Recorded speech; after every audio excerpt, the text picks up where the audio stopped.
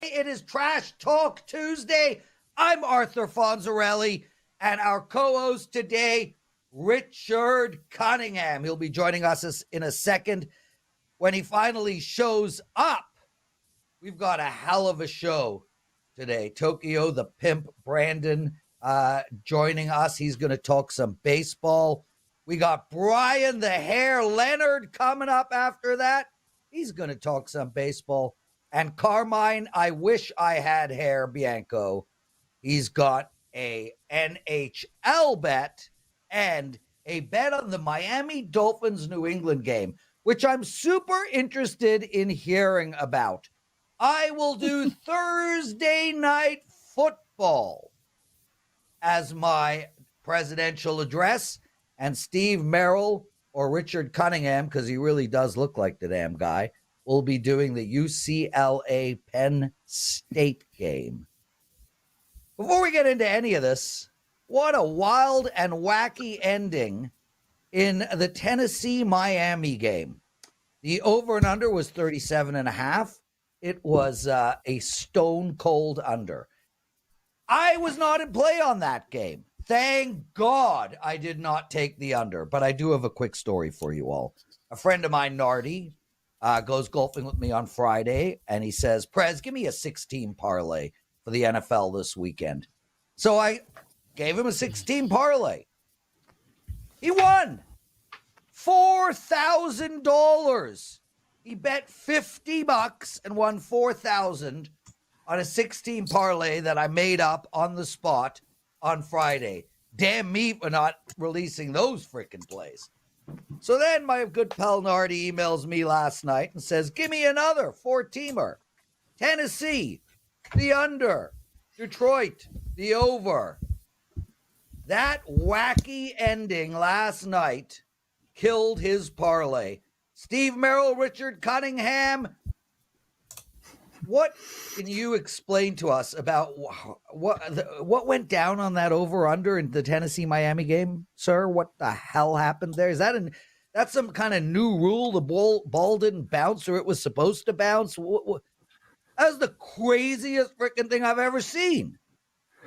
Yeah, and I actually did a free play video earlier in the week, and I used the under 37. It was down to 36.5, so, it was really a light lean best. I had the over, as I believe you did, Prez, in the Detroit game. Very easy winner, as we had a perfect 3-0 sweep this week in the NFL. But, yeah, I wasn't even watching that game last night. I had no interest in watching that Titans-Dolphins game from the start. Even doing the video was painful earlier in the week with the quarterback situation there. But, yeah, you're going to have random occurrences, right? And that's why line value is so important. And we talk about 37 being one of the most key numbers in totals. And I love the comments, by the way. I mentioned that in my video. And we have a lot of new sports bettors with 38 states online now.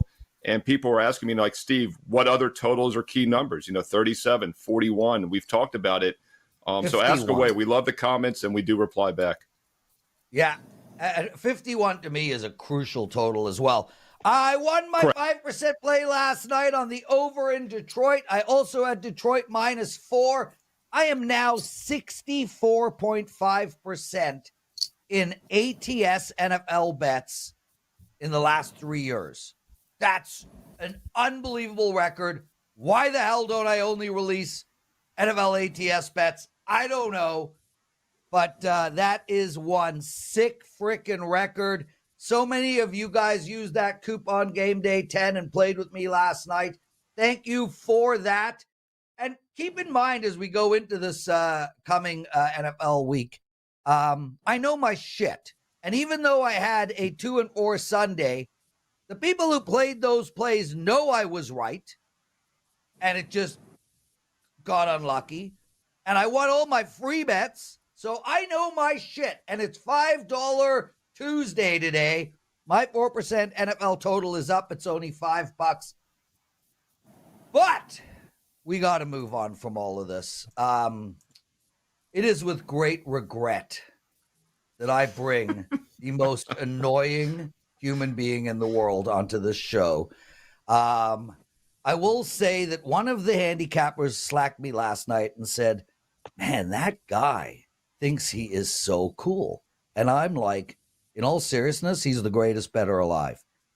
And he is the greatest bettor we have. He is the number one expert almost every year across the board. But none of that matters when you look as stupid as Tokyo Brandon. How are you, my friend? Doing okay. Speaking of knowing, are you going to rap shit, for us today? Are you going to rap? I want you to do this show in rap form.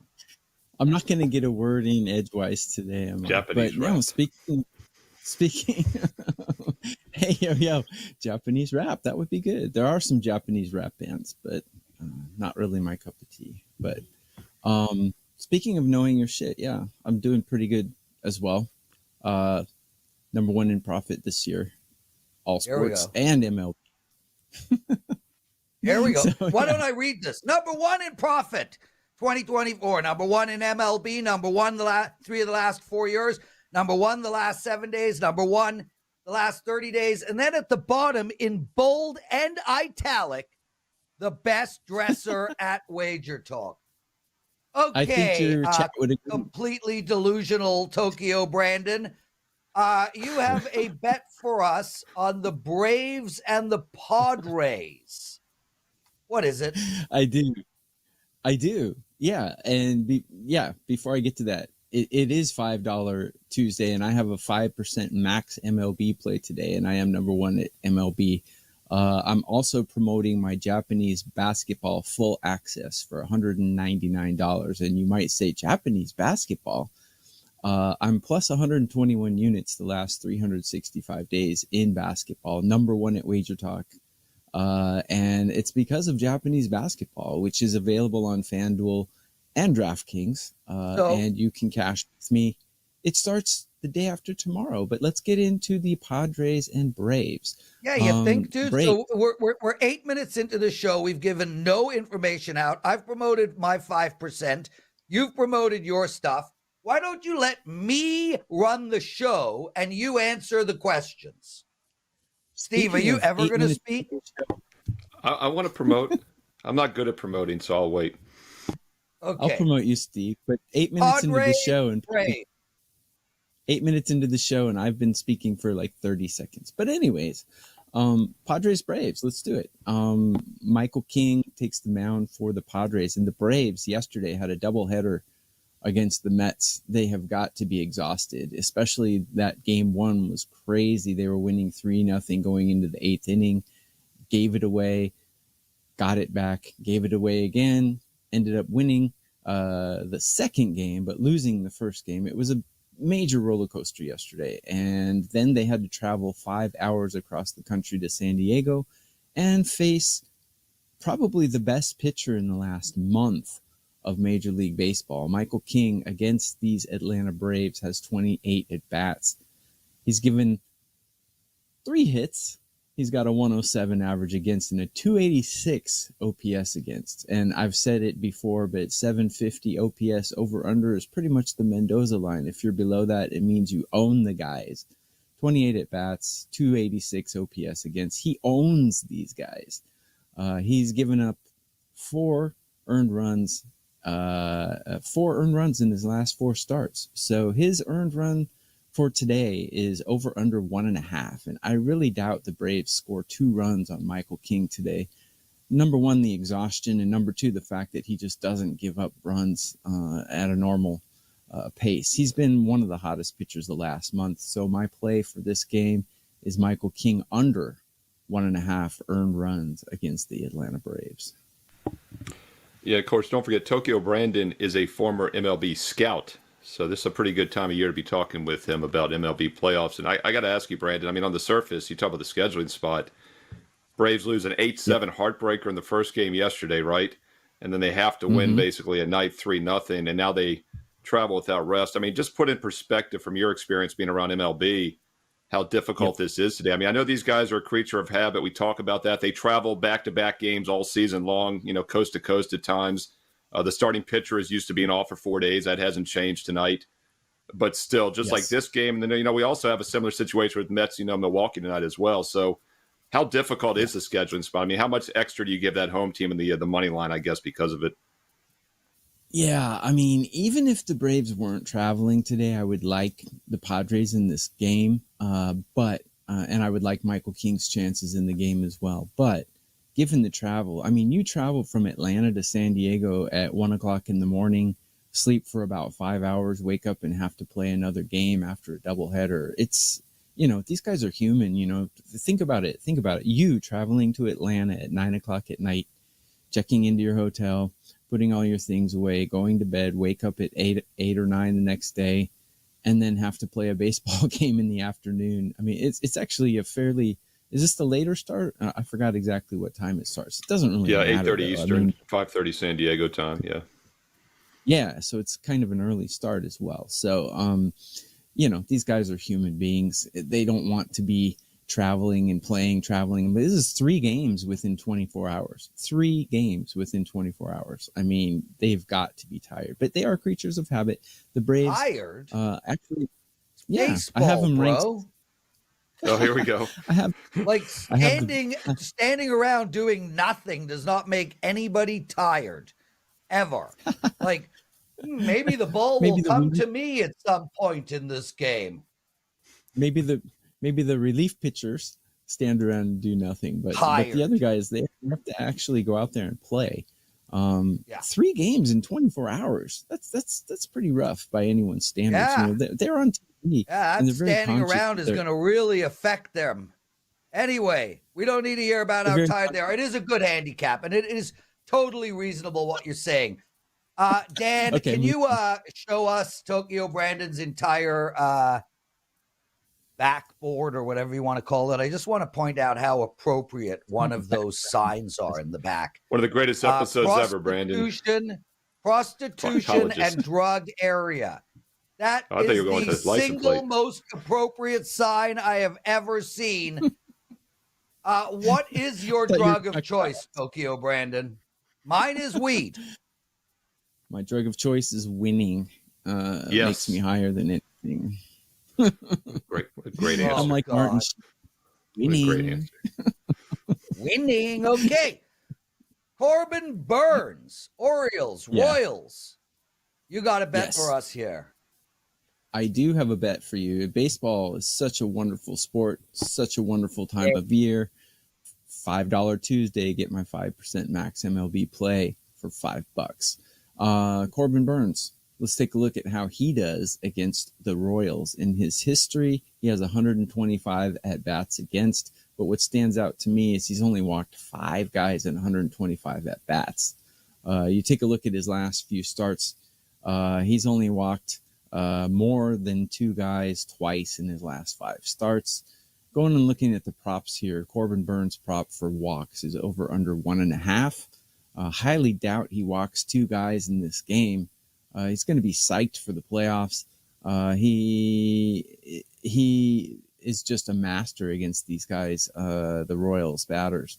Psyched for this game at home, first playoff game. I highly doubt he walks 2 batters. So his over-under for walks is 1.5. I'm taking the under in this. Steve, I'm 5 walks and 125 at bats. It's crazy. I highly doubt he gets 2 of those right away in this playoff game. So Corbin Burns under 1.5 walks is my play number 2 for this. Steve, I'm going to jump in here with a follow-up question. So just to get this straight, and please understand, people, I honestly, sincerely think that Tokyo Brandon is a betting god. So your analysis on this game is, I highly doubt Corbin Burns will do XYZ. That's your analysis. I highly doubt something. My analysis is that in 125 at-bats against, he's walked 5 batters in his career against this team. So 2 of them. There you go. So 2 walks in, 18 at-bats is highly unlikely. That's my analysis. Fair enough. Brandon, I want to ask you, and look, we got Johnny Detroit's Tigers in the postseason as well. We buried the lead. That's probably the biggest news of the day here in baseball. Against the Astros, are about the most veteran playoff team there is, but the Royals also have no experience. So I want to ask you, first of all, I mean, how much does that factor into your handicap here the next couple of days? Inexperience versus experience, especially if you have a matchup like Detroit-Houston, which kind of jumps out. Now, the Orioles were like that a couple years ago, but the Orioles are becoming a more veteran team, and they were embarrassed last year in the postseason. How much does that factor into your handicap as well? Yeah, these newcomers, these new up-and-comers, look, the Tigers didn't even expect to be here. They dealt Jack Flaherty at the trade deadline. They had no idea they would be here. Can you imagine how good they'd be with Jack Flaherty in their lineup or in their rotation, right? So my analysis for these up-and-coming teams who didn't expect to be here is when things go well, they ride the momentum, and when things go bad, they snowball. So today, Scooble's on the map. If they are in a tight game and lose by 1 run at the end, their chances are gone.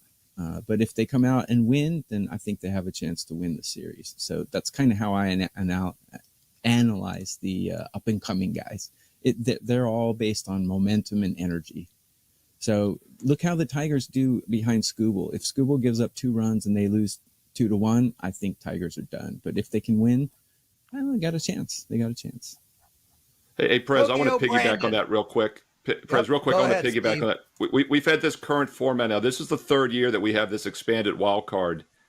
And the last 2 seasons, 7 of these 8 series have been 2-0 sweeps. 7 of the 8 have been 2-0 sweeps. So what he is saying there is spot on about this momentum. When things go good, dark horses like the Tigers, powerhouses like the Orioles can get swept still. And we've seen it. But that's something to keep in mind. And we've touched upon the fact also that the higher seeds with the buys have done atrocious the first 2 years of this format. In fact, if you take out the Astros, who have advanced both years with the bye, all other teams have gone 5-18 in the next round the last 2 years. So just something to keep an eye on. And I think the momentum angle is something you definitely have to this isn't the NBA playoffs. We don't do the zigzag. Let's put it that way. No. And also no NBA.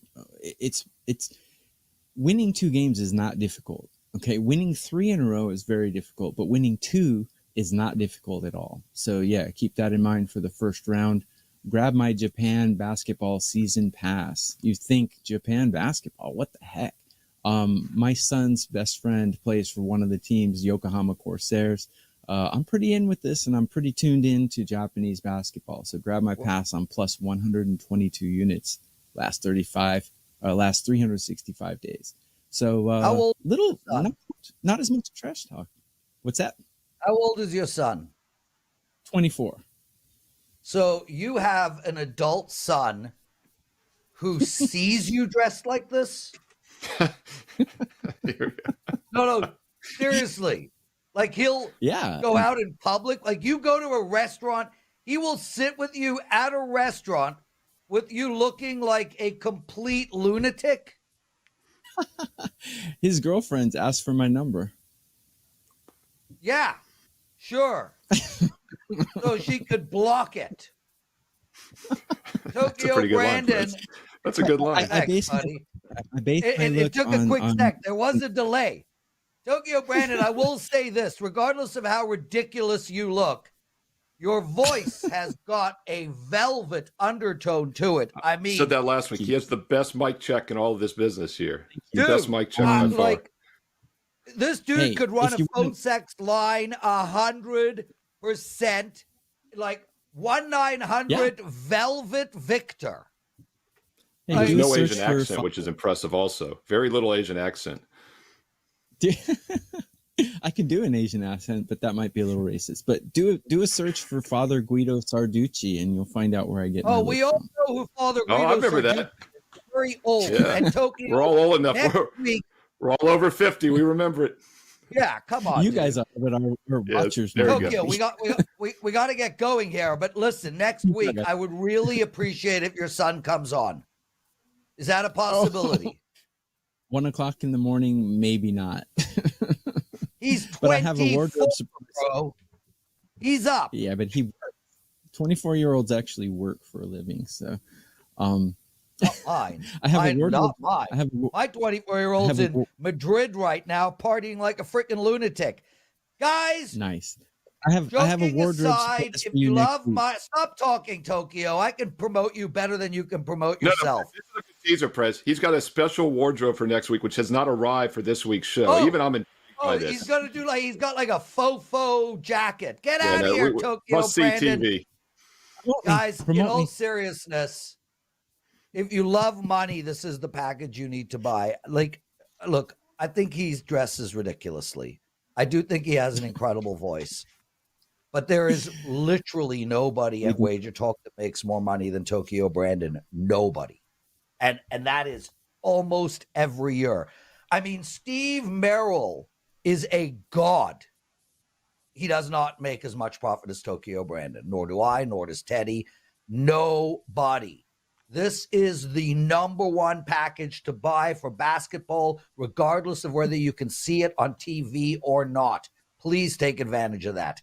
Steve Merrill, we still got Bryan Leonard, Carmine Bianco, what did bettors learn, your big game breakdown, my daily president address. Let's go to what did bettors learn right now, my friend. Well, we got to hustle. I've got a heart out. Just kidding. Messing with you on Trash Talk Tuesday. And by the way, just because I'm a teeny bit behind maybe Tokyo in overall units won, and it's a lot of units won as well, why not get both of us? I mean, we probably have had one of the same plays over the last year. I'm not doing any Japanese baseball or basketball. Newsflash, he's not doing any NFL or college football. So there is 100% non-correlation there. Mix and match, diversification. And this is a form of investment. You should diversify in the stock market, diversify sports betting as well. So does that come with Flex Seal or the Thigh Master or? I know we'll let Prez's package be included as well, but you got to call in the next 20 minutes. Wait, Dan Alexander, operators are standing by. Operators are standing by. 1-900. Steve is the greatest salesman at all time. Links himself to everybody. Okay. 22 minutes past noon Eastern, and it's the first promo I've done in the show, and I still get trash talked. I love it. Prez, so yesterday, middle of the afternoon, I see Dikembe Mutombo passes away, and I definitely wanted to talk about it today. And then, of course, maybe 8-9 hours later, Pete Rose steals the thunder, and he passes away. So it was a pretty big day in sports yesterday as far as legends. Let's start with the Mutombo, though. And at first, when I saw him pass away, it hit me pretty hard. I'm thinking, this is a guy that averaged less than 10 points a game in his NBA career, and I actually had to look. He is a Hall of Famer, and I had to double check that because I didn't think he was. He got in 2015, but I've got a soft spot for Mutombo for several reasons. But one of them, which comes to me every time I see him, is that he is the tallest human being I've ever seen in person in my 50-year life. And it was back my junior in high school. I was at the McDonald's All-American game at the Capitol Center, Landover, Maryland. A day after having wisdom teeth out, I was eating a steak and cheese already. I recovered fast. And I regret not even saying hi to him or getting his autograph, but it's probably because I was eating a steak and cheese.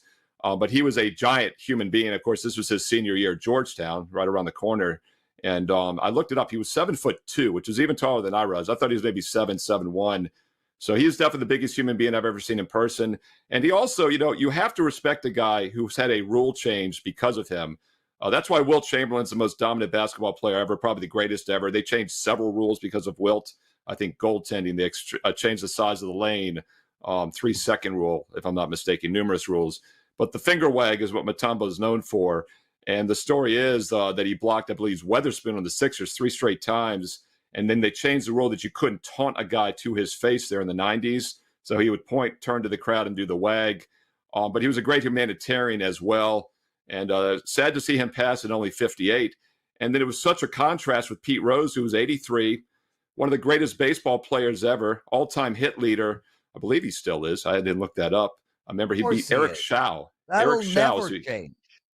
Yeah, over 4,192. I remember he got the hit off of Eric Schau on a Tuesday night, and we didn't have cable. I wake up the next morning in elementary school to see the highlights on the news, and he's still not in the Hall of Fame. I've got opinions on that. I'd love the viewers, while we're doing the show here in the live chat, to weigh in. Afterwards on the replay, weigh in as well. Does Pete Rose deserve to be in the Hall of Fame? What I think is going to happen is he's going to get in at some point. I think that's kind of cruel, to be honest, after he's passed away to finally let him in. Now, I understand he was banned from baseball, so you can make an argument you can't go in the Hall of Fame if you banned from baseball. All-time hit leader, not in the Hall of Fame, has never really sat right with me. And, of course, you and I, Prez, kind of have a soft spot for gambling. We don't think it's the worst thing on the world. Now, he did bet on games he was managing. Says he never bet against his team. My gut instinct tells me, I don't know. I think he had a gambling problem. That might be true. But anyway, I just thought it was an incredible day in sports. You've got Mutombo and Pete Rose. I liked them both as players, but obviously their careers took 2 totally different paths near the end. By the way, Mutombo was 25 when he went into the NBA draft. He came over from Congo at 22 to go to Georgetown. He played till he was 43 years old. I did not realize he was that old till I was reading on him last night. But still, a sad day in sports. Both Mutombo and Pete Rose passing away, and viewers chime in and let us know your thoughts. And this was somewhat of a what bettors learn because of the betting angle, obviously, with Pete Rose. It doesn't matter, Steve. Those are two important figures, especially Pete Rose, in all of our lives, and obviously we should rip them. Look, we're not talking heads. There's going to be a million shows all over ESPN and CBS and Mad Dog Sports and whatever that discusses whether Pete Rose should get into the Hall of Fame or not. I think it's actually somewhat appropriate that they wait until he passes and then they put him in. I think that's fair. With that said, gambling at the level that he gambled, according to many people, is a disease. It is an illness. How you don't put him in the Hall of Fame is freaking mind-blowing. Bryan Leonard joining us. He's definitely got an opinion on that. Bryan loves baseball. What up, Bri? How's it going? You had mentioned the most hated guy on in our stable is Tokyo Brandon. He may be up there. I mean, if he was to come to Vegas and sit with me at a heavy metal concert wearing that outfit, I'd probably ask him to move. Yeah, he's a great guy and he's a great handicapper, but that's not a good outfit. But he says that's him. I don't know. I would never wear that shit. Dude, the craziest thing is he didn't wear that shit. No, he didn't wear. That's why it's brilliant. And we're still talking about him after he's on because of the outfit. It's brilliant. Brilliant. He's going through a full midlife crisis.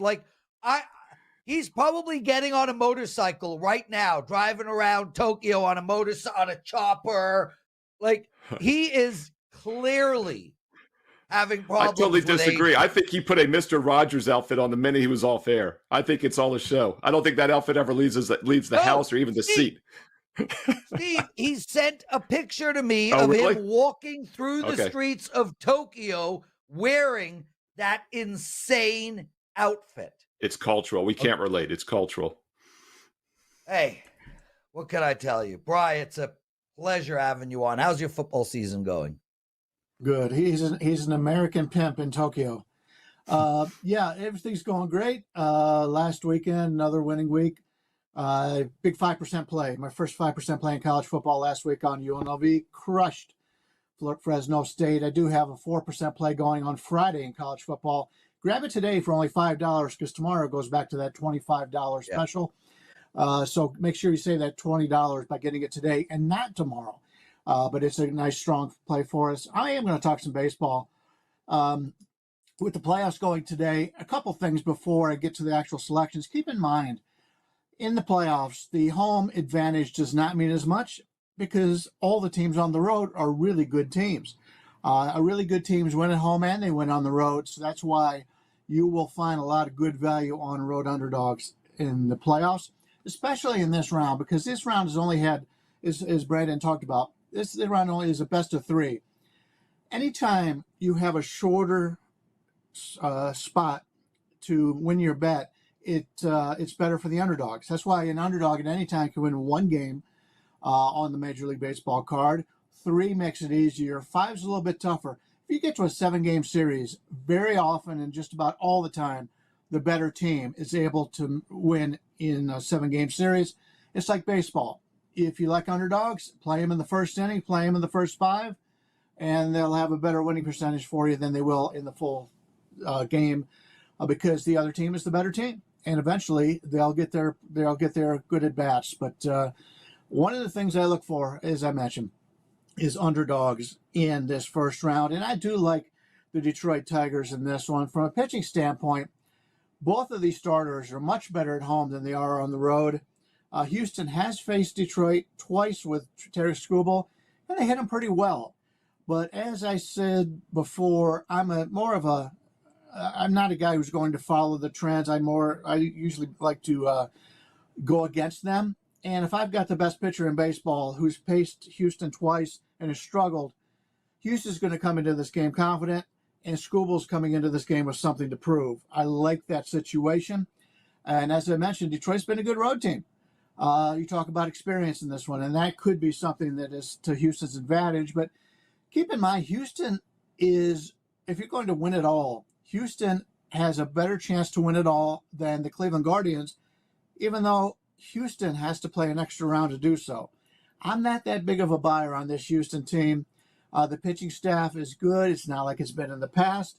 If you take a look at the bullpen, Detroit's bullpen ERA has been better. In fact, Detroit's ERA on the season has been better than Houston's. And you've got a Detroit team playing with found money. This is a team that's going to come into this game. They're not going to be nervous. They're going to come into it. Hey, nobody expected us to be here. And they have played really well as of late. Houston's got some guys. Alvarez is back. He's going to be playing. Verlander didn't make the rotation. He's not even on the team here in the playoffs. Houston's an overrated squad in my mind based on their experience in this one. So I'll take Detroit in this matchup with the best pitcher in baseball, Tarek Skubal, on the mound with a little bit of revenge on his mind. Johnny, Detroit Tigers against nobody's Houston Astros, and that's music to Johnny's ears because, as I pointed out, Brian, this new format, past 2 years, 7 of the 8 teams have had 2-0 sweeps. So if Detroit wins this game, they will likely advance to the next round. Houston would have to win 2 in a row after that. Let's turn to the National League. I talked about that situation with Tokyo, about the Braves and Padres. Mets aren't in a great spot either, having to go to Milwaukee. Now, they were able to kind of breathe, a little bit more yesterday, especially in that second game, and it showed. They got shut out 3-0. Not as far of a trip, probably a little bit more rested, less tax on their bullpen and pitching staff, I would assume. But still, Milwaukee's rested and ready. Just a few weeks ago, you and I were doing the baseball show every week with Dan Alexander, and Milwaukee at one point had the biggest run differential in baseball ahead of the Yankees, the Dodgers. I mean, I feel like they've kind of been an underrated team all season, but they haven't made much noise in the postseason in the recent years with, a solid team. And Burns is no longer with them. He's on that Orioles squad now. Thoughts on this game today, though? It looks like a tough spot for the Mets. Would you agree? Yeah, it would be a tough spot, a doubleheader and then having to travel. To the Mets' credit, I got to give them a lot of credit in that one. After they won the first game, they basically played their starters offensively in the second game.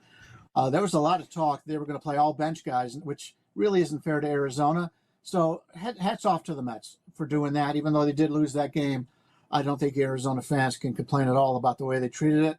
Luis Severino on the mound in this game. He's had a really nice bounce-back season this year. He's done very well for this Mets team, but I'm not a huge Mets fan. I like the back end of the bullpen. They've got a couple decent starters, but if you were to look at overall the starting pitching from every team in the playoffs, they probably got the worst starting pitching in Major League Baseball. And as I mentioned, playing 2 games yesterday. Alvarez, a couple guys coming back for the Mets.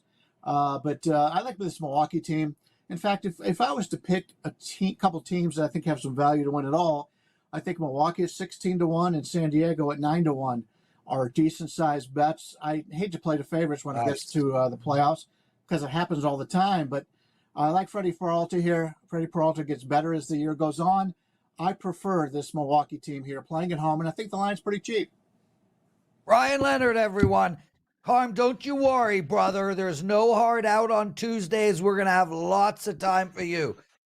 So, Brian, real quick announcement, everybody. Moving forward, Teddy will not be allowed on our Tuesday show any longer. We will be making fun of all handicappers that come on our Tuesday show. OP will be my co-host, like always. Brian, I don't know how to make fun of you, dude. Like honest to God, I don't even know where to go, but I can read something McGinnis wrote in the chat room. Crazy, all of a sudden, everyone is a fashion expert. I'd say fashion isn't a strong suit for WagerTalk on a larger scale. I really feel like he's talking about you, Bri. I mean, I feel like he's discussing how you brush your hair forward one day, up the next day, sideways on day 3. You're always wearing polo shirts. I don't know, man. I feel like that's a shot at you. I agree with him 100%. I spend half of my time. Spend half of my time in t-shirts and shorts. When I've been out at the casino, I'll have somebody come up and they go, "Well, I thought you would dress nicer." I said, "You know who gets robbed? People who dress nice and wear jewelry." Mr. Tokyo Brandon. Good point. I don't know what the crime rate is in Japan, but he walks around like that. He's getting mugged in Las Vegas here. But yeah, I don't spend a lot of money on clothes. I don't spend a lot of money on food. I do what I want to do. I travel the country. I go to any ball game I want to go to. That's what I do for fun. And yeah, you're right. And the hair is wild. I got to get this shit taken care of again. Every time I go in, she goes, well, that's not working. Let's try it a different way. And maybe I just need to shave my head. Who the hell knows? Well, it's obviously the barber. You keep shopping around. It's not you, Bryan Leonard. Okay. No, Bryan, next time you come on, give us a game. If it loses, shave your head on air.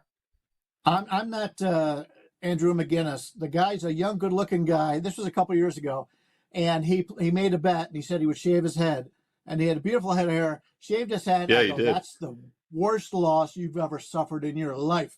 I said never. Yeah, but he's got again. A woman. He's got his own woman, so it doesn't matter. He's already hooked I agree. in. She's very nice. He does have a nice head of hair, though.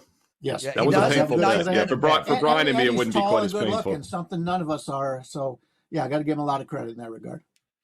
Yeah, Bryan, Prez, I was thinking the same thing. I was like, Bryan Leonard and Carmine are like two of the nicest people, two of my favorite people on earth. So it's very difficult to roast them. All I could come up with was that I was going to make fun of Bryan, but I was taught to respect my elders, so I won't do it. That's all I could come up with. So I thought that was nice and funny still.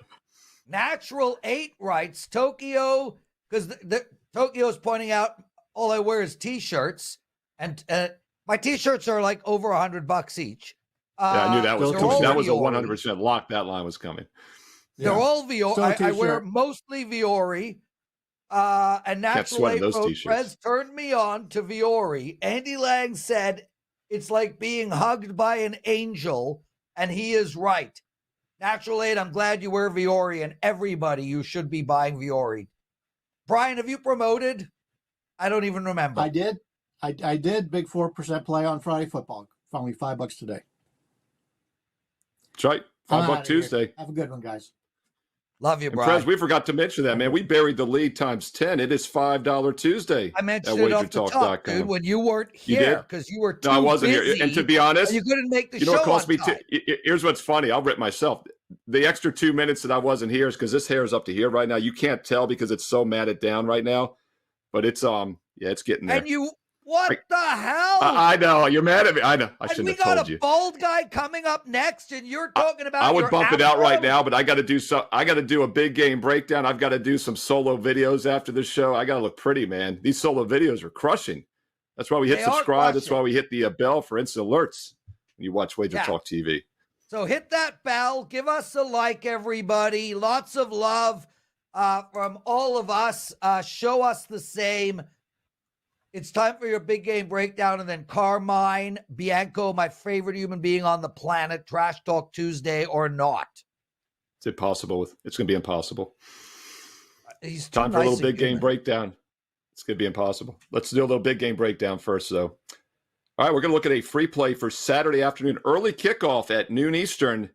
And red flag alert, I don't think this is a public dog, but it's an early wake-up call. UCLA better have their alarm clock set because this is 9 a.m. Pacific time. And then on top of that, they are traveling coast to coast after playing Oregon in the 11 p.m. Eastern game last week. Now they play 11 hours earlier on the East Coast. And this is a team that just can't move the ball. I've played a lot of big favorites this season in college football with a lot of success. In fact, a couple weeks ago, strong best bet on Penn State as they routed Kent 56-0. Last week, I did a free play video. I said my power ratings and my projection had Penn State by 18. They only won by 14. They didn't cover against Illinois. But for that reason, I think it sets up a better spot this week. And we will look at them as long as this line remains somewhat reasonable. And it's getting a little bit inflated here. And that's often the case as we head into October when a team's looked really good and another team has struggled. You start to lose a little bit of that line value. And that might be the case here. But I still think it's lay it if you're going to play it with Penn State. And right now we are looking at mostly 28s. There are still a few 27.5s out there at the WagerTalk live odds screen. And by the way, this is the last game on the rotation. I know it's a 12 Eastern game, but it's the very bottom game because it was supposed to be a late night game. Once again, this is making it even tougher for UCLA. One thing you want to look for when you play big favorites is the motivation to cover and win. And yes, they do have USC on deck next week, but it's not a look ahead. It's their fourth straight home game here. And Franklin and company has shown the propensity to rout teams when they can. They just weren't able to do it against a top 20 Illinois team last week. They only won by 14, just missed out on covering. But you look, the 56-0 win against Kent State is a 48-point favorite. They got it done there. And this is something he's done over his career at numerous schools. And with sports betting legal in so many states, including Pennsylvania and around the country, I think college coaches are aware that the alums are betting on this game, and when they can punch it in late, they will. But the other aspect you want to look for is an underdog that does not have an offense, so they can't catch up and get that dreaded backdoor cover, and that's the epitome with UCLA here. Did a free play video also last week for UCLA, Oregon. My database simulation favored Oregon by only 20. The line was 25.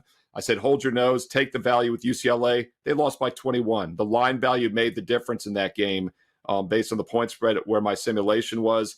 And it's funny, it was 28-3 early, and everybody was jumping into the comments. People wait until 11, 12 at midnight to jump into the comments from a video that's been up for 3 days and said, told you couldn't take UCLA, and they end up covering.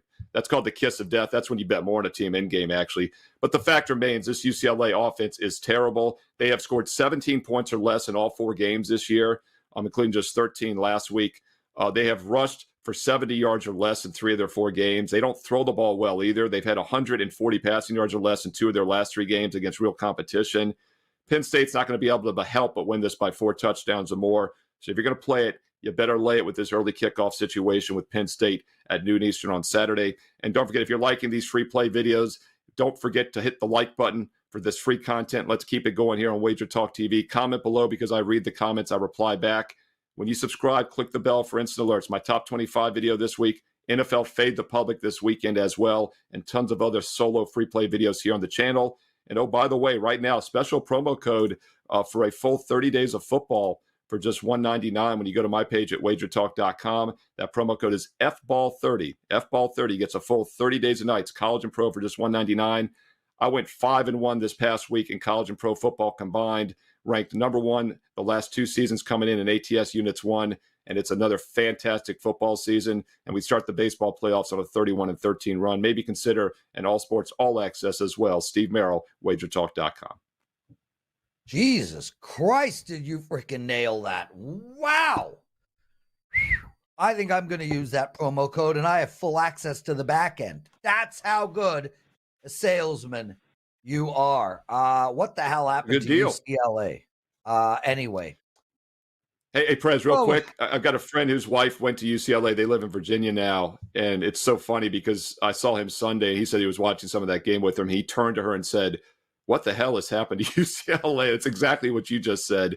I was thinking the same thing. You know, you see them as a 25-point home underdog, by the way, against Oregon, and it still was dicey if they got the cover there. That mighty program has fallen. And let's not forget, that was a Big Ten game last week, weird as hell. And now this is a Big Ten game this week. And I do think the travel is something that's very difficult for some of these West Coast teams. Steve, we got to keep this going, dude. Carmine Bianco joining us. And Carm, I think we should just reverse Trash Talk Tuesday. Why don't you and Steve have a full-on go at me before we get into your games? It's all you, Carm. I you know don't him better. really want that to happen because I'm okay, dude. I'm a big man. Mute. Are you? Okay. I'm unaware of that. But Dan, you may want to mute his mic right now. Steve, I've been at WagerTalk for a little over 9 years now, 9 years and 2 months. I'm going to tell you a really quick story. So back in the day, before we had guys like Joe Ranieri, Dan Alexander, our great producers, Prez ran the production through his studio in his office. So one day he calls me, goes, tomorrow I'm going on vacation. I need you to come here and run the production. Marco's doing a show. I need you here. I'm like, okay, whatever. So I get there. Prez is gone. I turn everything on and there's no headset. And you need a headset in order to listen or hear what's going on. So I call Prez. He's like, yeah, I got the headset with me. I'm on my way to Vancouver skiing. I'm like, dude, I need a headset. So he says, go into my bedroom. It's the 3rd room on the right. Pull over, open the table side drawer, and there should be some ear pods in there. I go there. I open it up. And it is a drawer filled with dildos, like 7 or 8 dildos. Like, I saw that coming. There's not enough Purell in the world.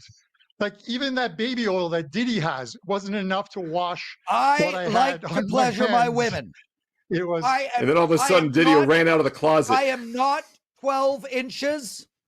My woman deserves 12 inches. Wow. I would like her to receive her 12 inches. There was probably she a lot paid for more 12 than inches. just She dildos deserves in it. that drawer. I did.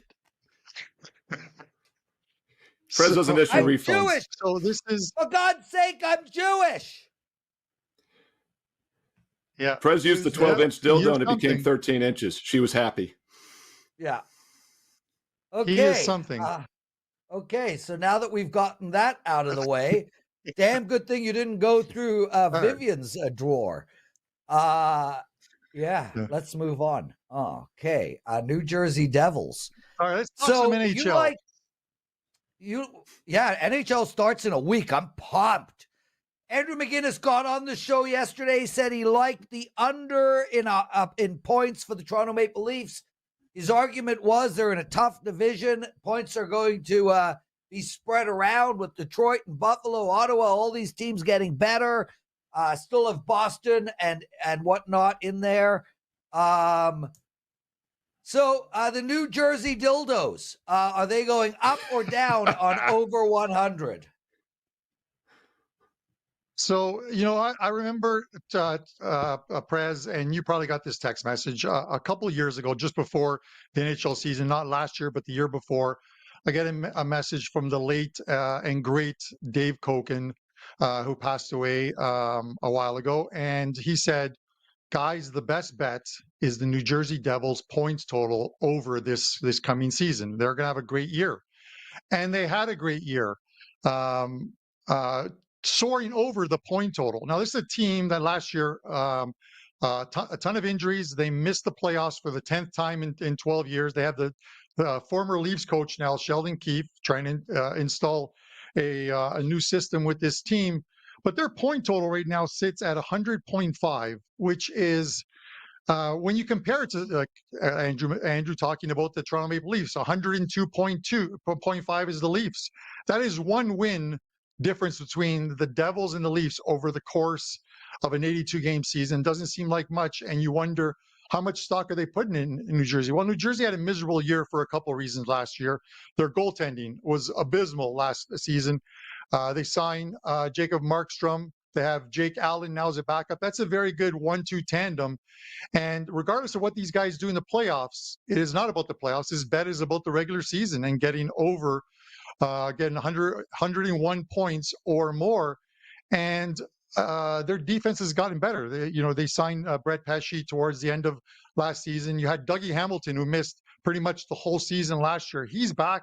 He's looked good in preseason, even though the team hasn't. You get Jack Hughes playing a full season for them. This is a team that is, I definitely think they're on the upside here. They lost Luke Hughes as well too last year for a short period of time at the beginning of the season. This is a team that's healthy coming into this year.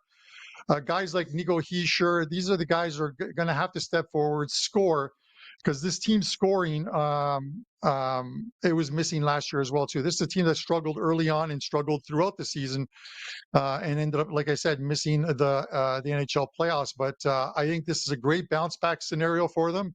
It might take a little while to get used to the system that Sheldon Keefe wants in there, but better goaltending with healthy defense, and this team should get to that 101 points. Carmine Bianco, and he might be Canadian, he might talk NHL, but he's a great NFL capper as well. We're going to get to an NFL game in a moment. But Carm, I can't trash talk you. When I say you're one of my favorite human beings, I've honestly meant that for years. Yep.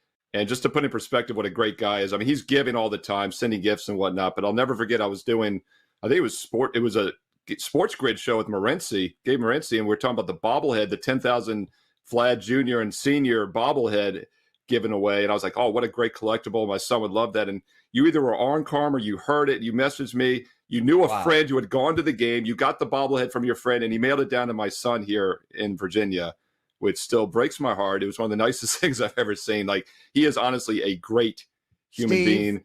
And normally I would follow that up with something nasty and I would roast you, but I have nothing, Prez. I'll throw it to you.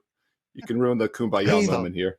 Steve, there are a million of these stories, dude. He went through my drawer that day and noticed that there was no dildo that vibrated. The next day, He shows up. That's good, man. Hands my wife a vibrating dildo, otherwise known as a vibrator. There are a million of these kind stories. He's a giver. He took pizza to the first responders during COVID. Dude, the guy has a full head of hair, and out of respect to all cancer patients, he goes bald. I mean, it goes on and on and on, bro. On and on. Okay. So much, Prez. First of all, that's a great gift for Viv. That was the gift that keeps on giving.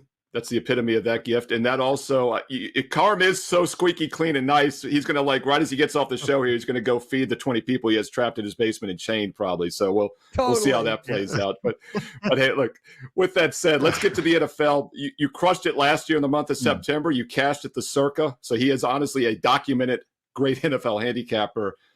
New England, Miami, man, what are we doing with this game? I mean, we're going to hold our nose and play this one way or the other, I guess. But Dolphins have some serious quarterback issues, obviously, without Tua. And the Patriots, we thought they looked better the first couple weeks, but I faded them last week with the Niners. I faded them the week before with the Jets in a free play video. They are who we thought they were. Exactly. They are who we thought they were. 5-1 night in NFL for me last night. Across plays and props. A little fortunate with a couple of them, having the over in the Tennessee game, but it turned out to be a winning week 4. So we're going to try and build off of that heading into week 5. But I love talking about ugly games. And, I did a free play video on Carolina and talked about how I thought Carolina, number 1 plus the points, was a very good bet going to Vegas and with a chance to win. And the comments in the video thought I was either high on something. But kudos to the guys for coming back and at least admitting in the comment section I was right on that one as Carolina won. And this is another one. Listen, I get the line moved on Miami going into last night's game. Obviously picking up Tyler Huntley off of Baltimore's practice squad. They figured, he's an upgrade to what they had or what they could use against Tennessee, but the guy he was only in Miami for 12 days, 6 practices, just not enough reps for this guy, and it showed. The offense, Miami's offense is so complex, and they were out of sorts all game. He's looking at his wristband 2 to 3 times, calling plays off of it. They just were not prepared for that game, and it showed in that game. Now they're going to New England, and as you said, New England is who we thought they were. They had a couple of good games to start out the season. They beat a Cincinnati team that, obviously were missing some players in that one, out of sync. But their last couple of games have shown who they are, and this is a team that's not going to win a lot of games. And this is with another week of practice, more reps for Tyler Huntley. This is the kind of game you're getting +1 on this one. I think it was like -1 for Miami last night before that performance, and then it went to -1 for the Patriots here. I think an extra week of practice and reps for Tyler Huntley to get this down, and they can win this game and should win this game. So it is Miami -1 for me. Carmine, no follow-ups. +1, sorry. Carmine, no follow-ups. Wonderful job. It's $5 Tuesday. What do you have to promote? Well, I had a 5% play in soccer. It's already gone off in Champions League. It is, and the great news is, at least right now, it is 9 minutes into the game. It's 1-0, so looking good on that one. But there are some plays up for the 3:00 Champions League games. There's 4 plays up there. You can get those for $19. And then I'll have my NFL card going up soon. The $5 play is up. Last week's $5 customer appreciation play won as well too. We're just going to try and get on a very nice run in the NFL. NHL is right around the corner. The first Puck Time show will be next Tuesday. Andrew McInnes and I hosting. Prez, you'll be on Thursday's show. Looking forward to that one as always. And guys, NHL is back, man. I'm absolutely loving it. If you want NHL and NFL, send the office a message. They'll put together a great package for you. Or if you just want NHL, use the code NHL150, and that's going to get you $150 off the season package. I'm looking forward to a big year on the ice this year. So let's get it done, guys. Thanks for having me on. Carmine Bianco, love you, brother. Great story. Guys, put up in the comment section. So every Tuesday, we're going to do Trash Talk Tuesday. From now on, Teddy is going to take the day off. Steve Merrill will be joining me. Put up in the comment section after the show goes live which handicappers you want to see on Trash Talk Tuesday. Jesse Schul is already trash talking, so he's angling right now. Ross Benjamin got in the mix. I think Ross got in the mix last night when we were messaging each other. Oh, yeah. Ross won son too. And yeah, and guys coming on, handicappers, feel free to take the piss out of me. I'm a big man. I bug you, you bug me. It's all groovy. He's got a lot of piss to knock out. A lot of piss to be knocked out there. Well, I am old too and have prostate problems. So let's move on from that. Okay. It's time for the Daily Presidential Address. Welcome, everybody, to the Daily Presidential Address. I'm going to take apart the Tampa Bay Atlanta Falcons game happening this Thursday night. Before we get into that, I want to tell you all it is $2 Tuesday, $5 for my feature play, which happens to be an NFL total for this Sunday. It is a 4% play. I'm on a 25-10 run in these 4% NFL plays, and I have won my last 2 weeks of NFL for my clients. So make sure to take advantage of the $5 Tuesday play. Okay, let's get into this Tampa Bay Atlanta game. Absolutely massive game. This division is going to come down to one game. There is a very likely chance that between New Orleans, Tampa Bay, and Atlanta, all three of them could be tied at the end. So these division games are crucial. Atlanta's offense just really can't get going. Yeah, they put up 26 points against a good Saints unit, but they got scores by both their defense and their special teams. The Falcons won this game without scoring a single touchdown on offense, and they needed a 58-yarder with 2 seconds left to take the W. The Falcons, they're a bottom half in the league team in yards gained, yards rushing, passing yards, and points scored. Defensively, their stat line is the same. As the cool kids say, their D is mid, and the numbers back that up. I came into the season with very high expectations on this team, and for the record, low expectations on the Bucs. I think I was wrong on both accounts. This Bucs team has beaten Philadelphia, the Lions in Detroit, and Washington, who is now 3-1 on the year. They are playing great offensively, and their D unit is finally coming together. Tampa Bay had 6 sacks against the Eagles, and if I'm the Falcons, that would worry me, as not only do they have major offensive line issues, but Captain Kirk is really struggling with the pressure right now. There's just no other way to bet this game than to take the points here. And frankly, I wouldn't be surprised if this was a 20-20 game that goes into overtime. This is such a crucial game for both teams. I do lean on the under in this game, but I am worried about some big plays getting in the way. My bet on this game would be Tampa Bay plus 1.5 with a lean to the under. Thank you for watching the longest Wager Talk Today show in history. Lots of love, everybody. We'll see you tomorrow.